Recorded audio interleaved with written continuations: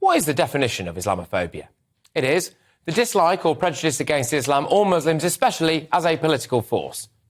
It's pretty easy not to be Islamophobic. Just don't be, really. Just don't be a massive racist.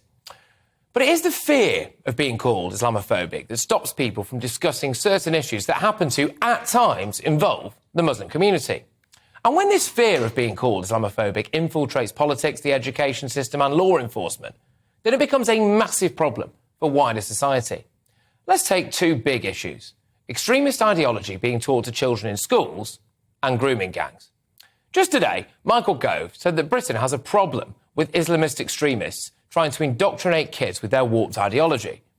In 2014, there was the Trojan horse scandal. Tahir Alam, former chairman of the Parkview Educational Trust, which ran 3 schools in Birmingham, was alleged to have written a 72-page document for the Muslim Council of Britain in 2007, detailing a blueprint for the Islamisation of secular state schools.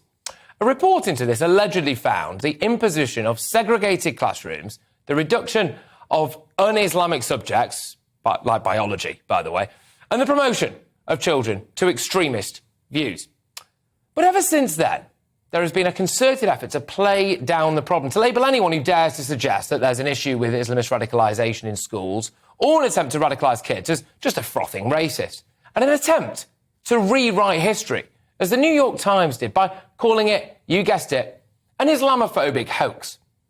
I'm going to quote Michael Gove now because I think he says it best. The notion that the events in Birmingham had nothing to do with extremism is as dangerous as it is false, since it conceals an ugly truth that too many prefer not to acknowledge. We have a problem in Britain with Islamist ideology and its adherents, who seek to impose their intolerant values on Muslim communities, including children, through non-violent means, including the capture of important institutions such as schools. The fear of being branded Islamophobic has only made it more difficult to speak up about such extremism. Islamophobia is a problem, but so is the unnecessary fear of being labelled Islamophobic. And it shouldn't exist, because as long as you're not actually being Islamophobic, then people should have the bottle to speak out about what they can see is happening.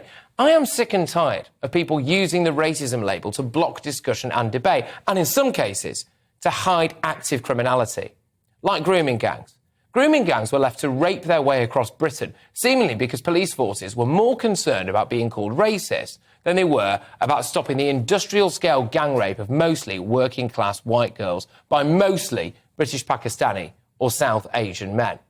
Don't just take my word for it. Take the findings of the independent inquiry into child sexual abuse. In fact, that report found the fight against grooming gangs is still being hampered by fears of being called racist. And the report also found that abuse is still happening in all parts of England and Wales. So here we have the prime example of a very real problem being identified, that being widespread grooming gangs of mostly British Pakistani men, and a lack of a desire to deal with that problem because of fears of being called racist. But here's another one: the Channel migrant crisis.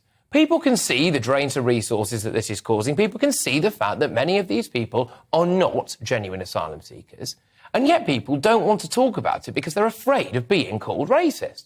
There's nothing racist about a genuine concern, having a genuine concern that Britain may not have the infrastructure to cope with the sheer number of people coming across in small boats, or not wanting your local village hotel to be commandeered and used to house people who may be about to be told that they'll be deported. These are legitimate concerns that people are afraid of raising with their friends or their colleagues for fear of being called racist. Something has gone seriously wrong somewhere along the way, because we currently live in a country where people are willing to turn a blind eye to Islamist extremism in schools, actively try to pretend it never happened, actually, where police are afraid to bring serial child rapists to justice, and ordinary people don't speak up about security concerns in their own backyard because they are scared of being called a bigot.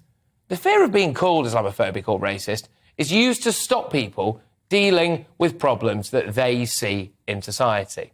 The irony is, of course, that if those problems remain unresolved, it may actually lead to more genuine Islamophobia and racism in the long run.